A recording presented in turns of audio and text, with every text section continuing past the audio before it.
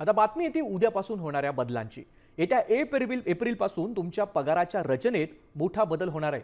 नवीन labour code आणि income tax act 2025 लागू झाल्यामुळे तुमच्या हातात येणारा पगार कमी होऊ शकतो। कंपन्यांना आता मूळ वेतन सीटीसीच्या 50% ठेवणं अनिवार्य आहे, ज्यामुळे पीएफ आणि ग्रॅच्युइटी मधील कपात वाढणार आहे। जरी सध्या तुमच्या खिशात कमी पैसे येणार असले तरी निवृत्तीनंतरचा फंड मात्र अधिक मजबूत होणार आहे।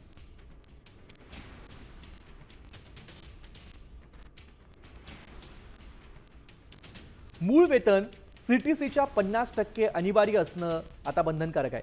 अलाउन्स आता 50%वरून अधिक नसेल। पीएफ कपात वाढल्यानं टेक होम सॅलरी घटणार आहे। मात्र यामुळे निवृत्तीचा फंड मजबूत होण्यासाठी मदत होणार आहे। ग्रॅच्युइटीची रक्कम भविष्यात वाढून अधिकची रक्कम मिळणार आहे। आठवड्याच्या कामाचे एकूण तास 48 होणार आहेत। अतिरिक्त कामासाठी दुप्पट मोबदला मिळू शकतो। तसंच नोकरी सोडल्यास 2 दिवसात पूर्ण सेटलमेंट करणं बंधनकारक असेल। वर्षाच्या कामावरही कंत्राटी कामगारांना ग्रॅच्युइटी मिळेल।